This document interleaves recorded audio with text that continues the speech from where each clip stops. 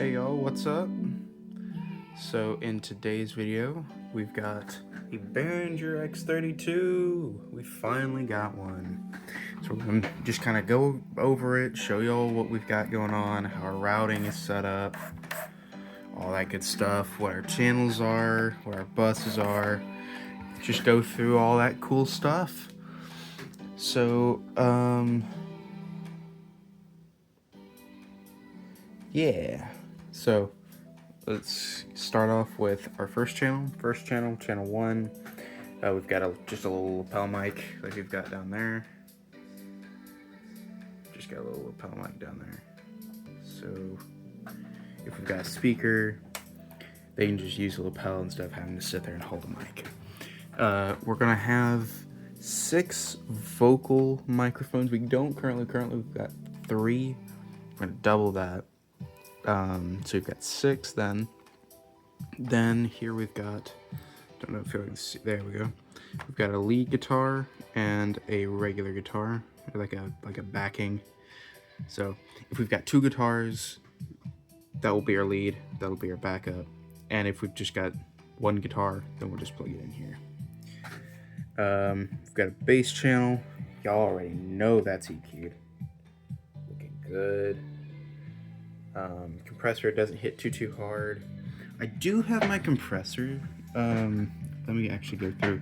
On all of these, my compressor, for the most part, or well, at least on, these, my vocals, I've got my compressor ratio set to 4, just so it's a little, so that when we pull our threshold down, it does a little more than it would at 3. Just because I want the compressor to actually, do something. It's there for a purpose. So that's that. So our compressor is sitting at, there you can see all of our compressor settings there. We've got synth. We haven't EQ'd a lot of these, like vocal mic channels. We just left a low cut on that. Like our guitars, we haven't EQ'd those. Honestly, probably what I'll do is I'll just copy my mix from the X-Air over on here for our guitar. Just do that twice so we have a starting. We've got the E piano. So I don't ever plan on doing anything with full baby grand or full grand. So just a E piano. Then we've got 4 choir mic channels. We've got a choir L, choir left center, choir right center, and then choir R. So that's basically how so we'll have our left and our right mics, and then our 2 in the center. So it's going to be pretty much set up like this. We're not panning them or anything. They're staying straight on mono. So yeah, that's it for our first page. Then we're going to go over to page 2. Got a kick drum. I actually got this EQ. I try when I EQ, I like to just do subtractive, but when I pulled up a consistent kick drum hit, and I EQ'd it, this was like the best. You got like the kind of high, like the upper end. You got that, but it's not so much. There's a little dip here. And then we've got this, which is where the main kind of punch is going to be, and then the low cut at the end to reduce over the rumbliness, the stuff that you don't want to hear. Then we've got our floor tom, 3 rack toms, a snare, crash, ride, hi-hat, overhead right, or overhead L and R. Let's see, sorry about that.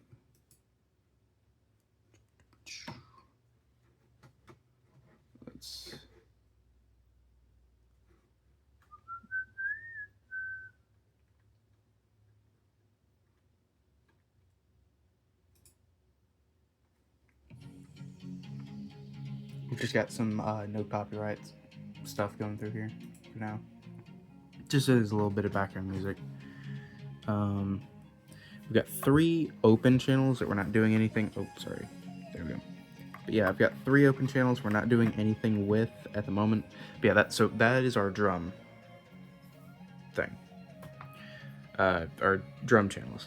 And a lot of these won't be EQ'd until we actually have a chance to, because I like to EQ them with the actual instrument, but I want to go ahead and get the kick drum EQ'd. Yeah. But yeah, we've got 3 other open channels for whatever we want, and then we've got 2 room mics. Both are linked, or they're linked together. They shouldn't. Oh, they are panned. So yeah, that's that. Then for aux in and USB channels, nothing crazy going on. We got a computer, LNR, and a 3.5 iPhone. Yeah. We got our effects racks. I'll show you what effects we have here in just a second. Let's go over to our buses. So we've got our center, almost said senator, like senator. We've got our center monitors, which are, we've got, it's like the, those little cheaper PA systems. The speakers work, and my whole philosophy when it comes to the center monitors, or just monitors in general, you're not looking for a clean record, you're not looking for anything like that, you're trying to get it so that way your show sounds good and your musicians can hear themselves. So really, they work, and if something were to happen to them, they're cheap, easy to replace. I think I paid $300 for that one that I've got. Then we've got our in-ear monitors. We've got our lead guitar, bass, synth, kit. All those are in-ears. Let's see. Got our live stream left and right. And honestly, probably what I'll do is I'll reduce these down to just 1. So we're not having to...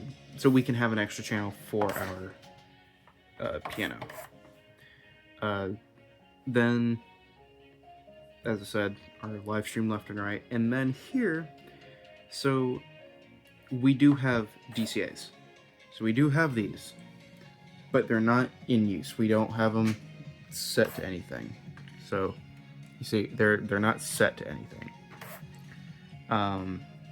And the reason behind that is because with a DCA, it works as like a remote, or like a...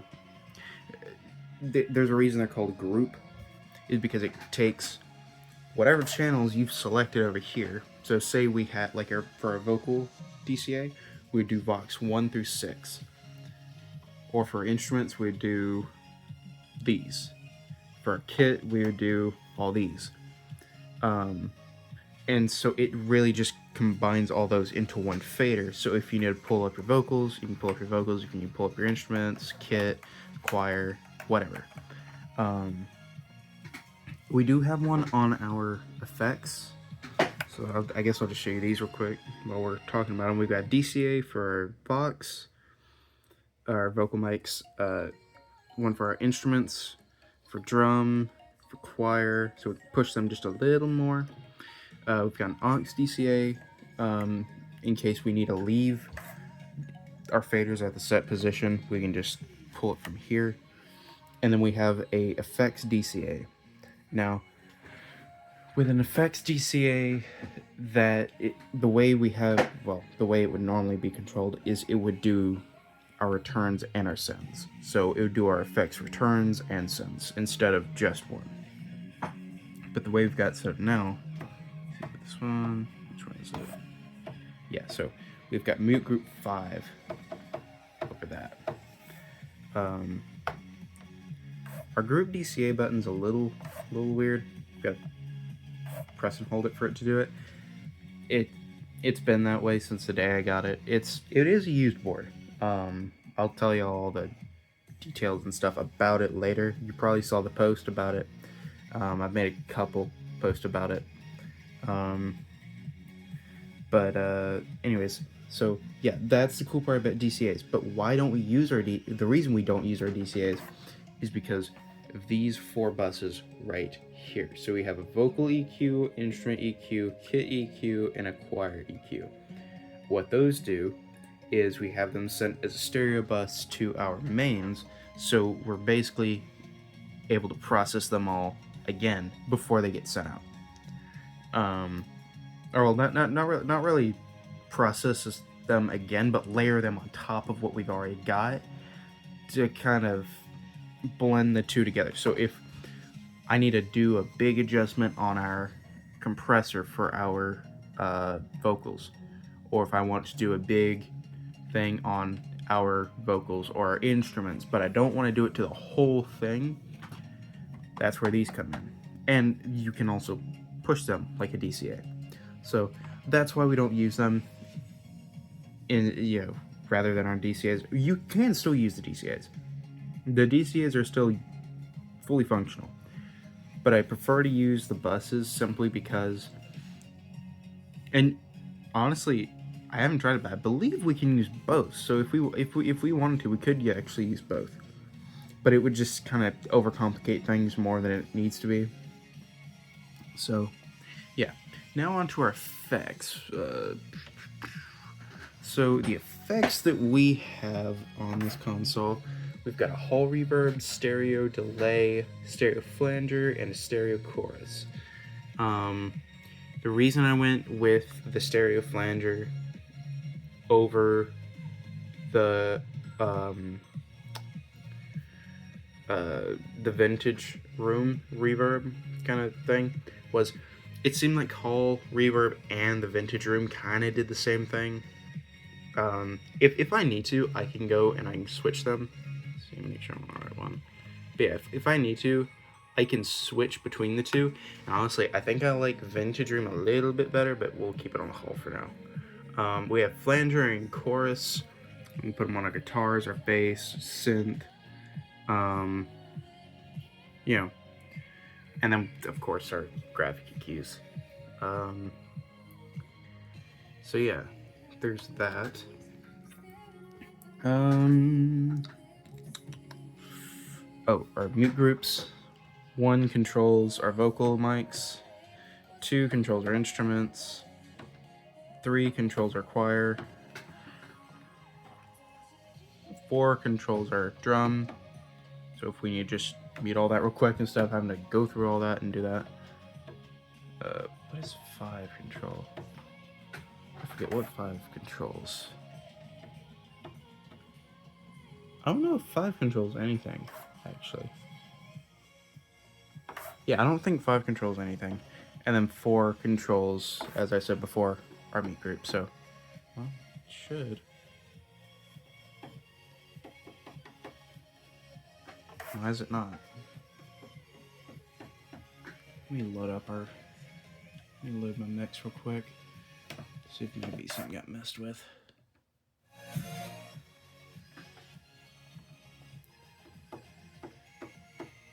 It's not. Maybe I've got it set for a return. That should be set for that. I don't know what happened. It may have been something I was doing. But either way. I probably saved it between switching it from 6 and 5.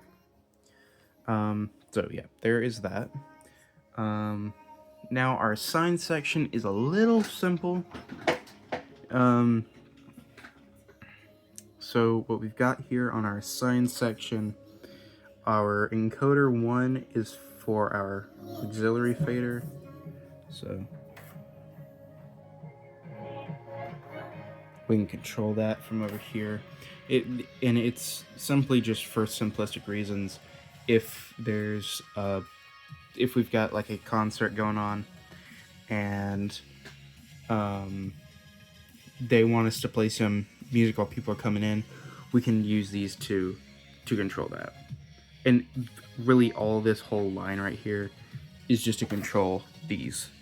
And since these two are linked, then they just control on the same thing. We've got a USB play stop and record, so if someone gives me a USB with a track on it or something, then we can just do it all from here. Then we have our channel selected fader controls, so if we need to control a fader, like say we got a speaker and we need to control their fader, I can just come here and start raising their fader. We've got a meter RTA and our meter RTA and meter in and out. So we got our meter for our like we can monitor that, and then our ins and outs if we want to monitor those. Then we've got our other B and C assigns here. We've got the compressor threshold, gain, attack, and release. And then here we've got the gate stuff, gate, threshold, range, attack, and release. These buttons don't do anything. They're simply there just to look pretty. This encoder doesn't do anything. It's not broken or anything. It just doesn't do anything, or at least for that. Let's see, what else is there to talk about? Oh, we are updated to version 4.3 or 4.13. Sorry. So we've got all that set up. Let's see, what else is there? Fig. Also, we do have it on the military time because that makes. This is my first time actually recording video with a new phone. For those that don't know, I got a brand new phone, Google Pixel. Really cool. I like it. But yeah, it's my first time recording an actual video with it, so I know my camera skills are terrible. So it overcompensates for it. Well, anyways. We don't have a router yet. I am in the process of getting us a router for this. Just so I can control it from here. But also, I do plan on taking this out on shows and stuff. So, yeah. Got the name and icon stuff. Preamp stuff. Yeah. So all that good stuff. Oh, for my talkback mic, I don't know if I made a video or a post about it or anything, but this is a Waymic WM57, so it's just a knockoff Shure SM57. I will be 100% honest with you though, this thing works pretty good. For being a knockoff, I paid $15 for this, and it's solid. Let's see. Well, I can try. So we'll pan it over to this side, just so we're not, so we can stay on this side, and y'all can listen to it. So we'll solo our center monitors. Let's mute that real quick. By the way, that there are mutes for that as well. So I'm gonna switch all over here so y'all can hear it. I'm not talking to the mic. Let's see how this goes. Hello, testing, testing, testing. Check 1 2. Check 1 2. Don't know if it's coming through or not. It's probably not. Okay, that's fine. So we'll pan it over to the other side. I'll plug the mic into the vocal channel. We'll just do that. Because I do want y'all to hear how this mic sounds. It sounds really nice for $15. It sounds really nice.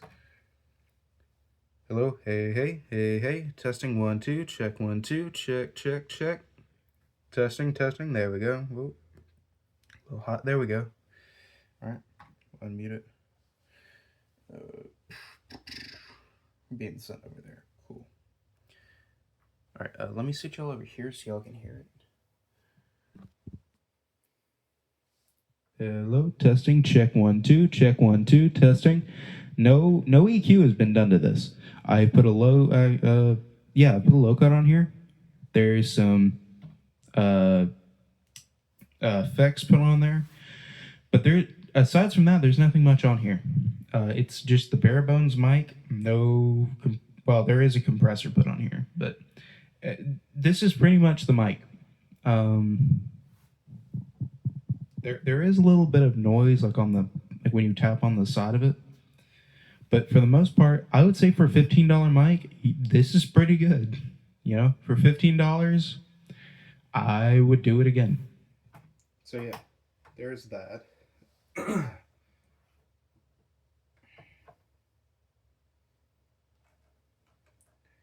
So yeah, let's get this unplugged. Get it put back. Oh, also, these little quarter inch, these little XLR jump patch cables, really, really nice. I like these. These are seismic. I don't know. I just found them on Amazon. And I'm like, hey, these are cool. I could probably use them. So here we are. Let's see. Anything else? I can't think of anything else to say about it, except for just to go over just the console itself. Also we've got two mixes. We've got my mix and a Unity mix. So yeah. So now we're gonna just talk about the console itself. Why I bought it.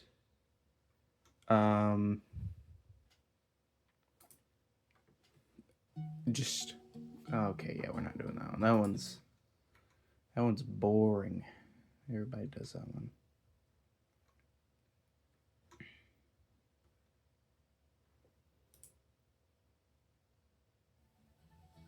I just want to have some sort of background music.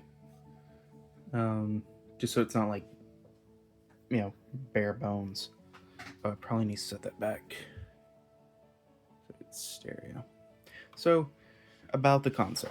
So, this console, this is just what I was told from the previous owner.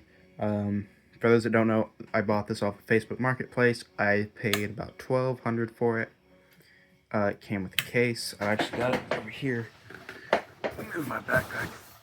There's a case. It's got the X32 logo on there. I don't know if y'all can see that, but there is the X32 logo on there, and it is the case that it originally came with, to my knowledge.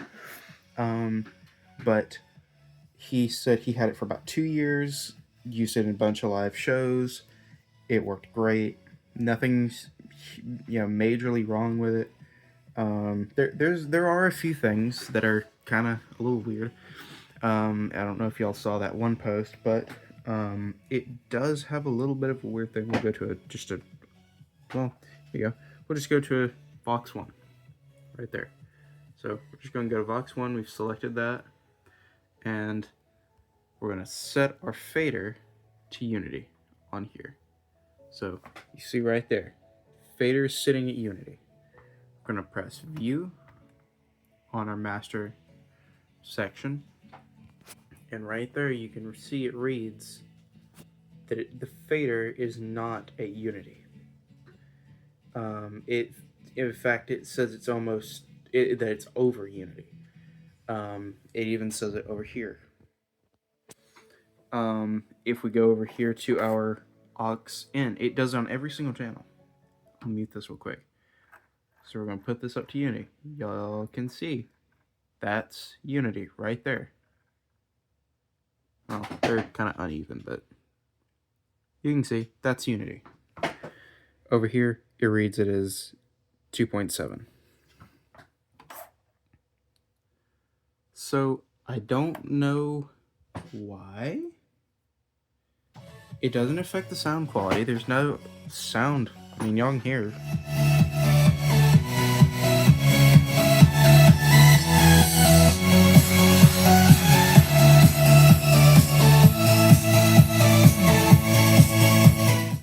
So, I mean, y'all can hear, there's nothing wrong with the actual channel strip. It's not like an analog console where the sound actually runs through.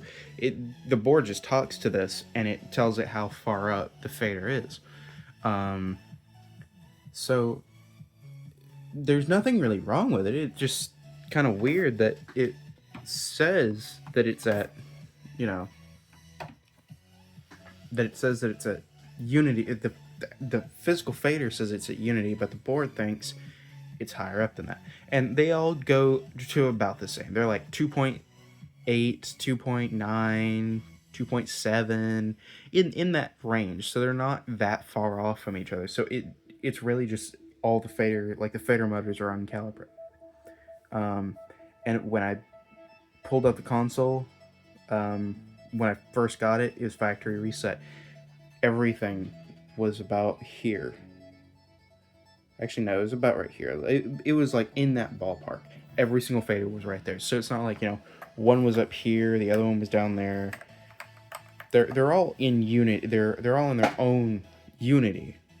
And it's the other weird thing is when I go here and we go all the way max to 10, it stops.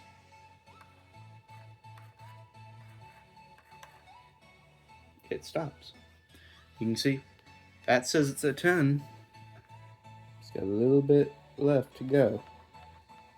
Now, it's not a huge difference, but it's just enough for me to go, that's, so the board, the board's miscommunicating with the faders, but it's fine. I'm totally fine with that as long as it doesn't mess with the sound quality, and they all know what Unity is. As long as Unity stays right there for every single channel, I'm fine with that. I don't really care. That's not a huge deal. Also, another thing is, and I think it's kind of fixed itself from the update and just from me using it, because he said it was in storage. Our knob here, sometimes it doesn't really connect. It's like it almost disconnects or lags behind or something. I don't know. I thought it was like an update issue or something.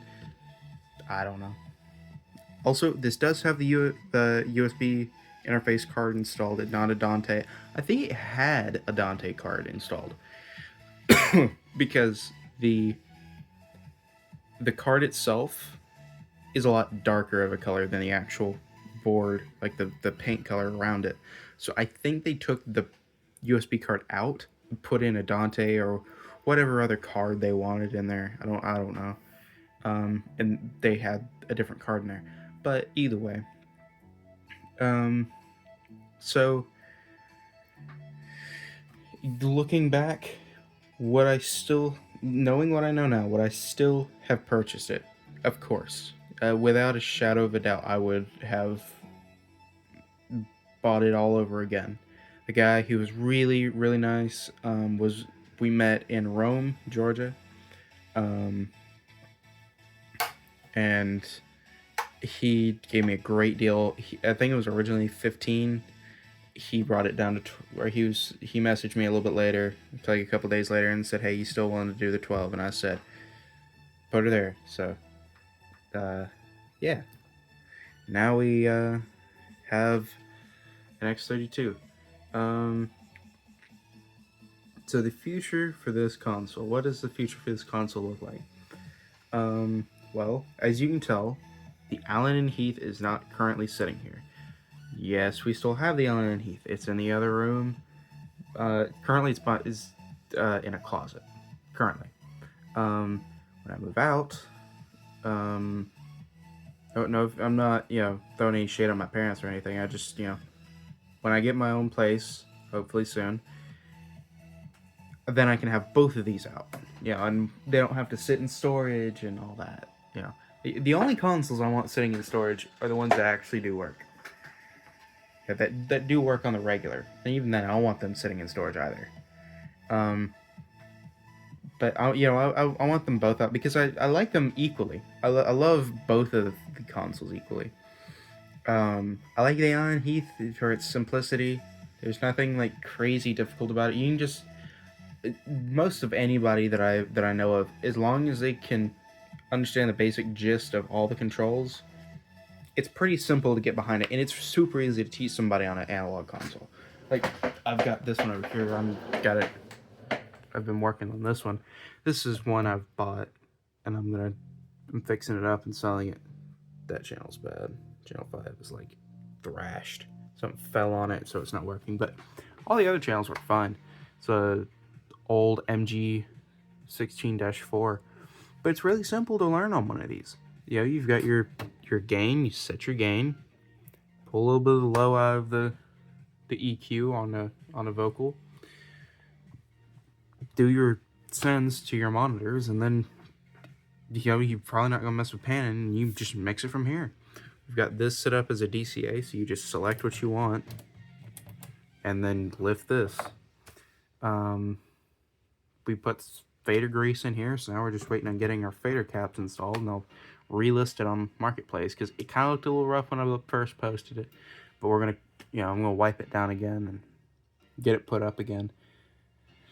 So, but yeah, it's really easy to learn one of those, but to go from that to this, that's a big change if you've never even dealt with an analog or a digital console. Also, there's a lot of people I've seen, they have no clue what this is for. I've told them time and time again, this is for an iPod. Because think about the timing that this came out. It came out in 2012. The iPod Touch was pretty big in that time. It's wide enough for a 13-pin. I don't have one of the 13-pin iPods. However, I do have, grab it real quick, one of these, the 7th gens. And what do you know? It fits there snug as a glove. So it was meant for an iPod, and you can see at the bottom, you've got your plug there, and I think this one's on the top. No, it's on the bottom. Okay, so, but it's meant for a 13-pin iPod. But you can see it fits perfectly in that. My phone is really big and doesn't fit. That's fine though. So, the other thing that I want to answer is, do I recommend one of these in 2025? And my answer to that is also yes. It is almost a 12-year-old console, I believe. It came out 2012, right? If y'all know what I mean. It's over 10 years old. So, the question then is it worth it still? And I can tell you unequivocally, for $2,000, you get all of this. You get a bunch of built-in effects. You get a bunch. Look at how many you get. You get a nice screen. No, it's not the Wing touchscreen. You get 32 inputs, 6 auxiliaries, 12 outputs. Well, 16 if you include your effects. And just a really, really nice console. So the Midas X and the Midas M32 and the Behringer X32, I 100% still recommend them in 2025, sorry. Yeah. And if I had to recommend one of the models of the X32, it would be the rack. And I say that because that is tax and all that. I think it's like 1100 tax and all. and you get this in a small package. That's the most bang for your buck I've ever seen. Another console that I do recommend, which is like this thing's close cousin or something, is the X-Air. We've used that on a bunch of shows, and I have yet to be disappointed with it. There are a couple things. It is 100% digital. And what I mean by that is there's no faders. You don't have any faders. There's no knobs. You can control nothing with physical faders or knobs. Everything is done through the iPad. You can't touch a knob. You can't touch a fader. Nothing. So it is simply, iPad, iPhone based, computer based. So if your Wi-Fi goes offline or something like that, you can't do anything. It's simply you done. Whereas with this, if you're mixing in the crowd and your signal goes out and you can't mix from the iPad, you can at least mix from this and keep the show going. It's not like, well, crap, what are we going to do now? So that's the only thing about the X Air models is if you lose Wi-Fi, you're kind of done. Unless you can get that Wi-Fi back up and going. But even then, the risk of it going out is still scary.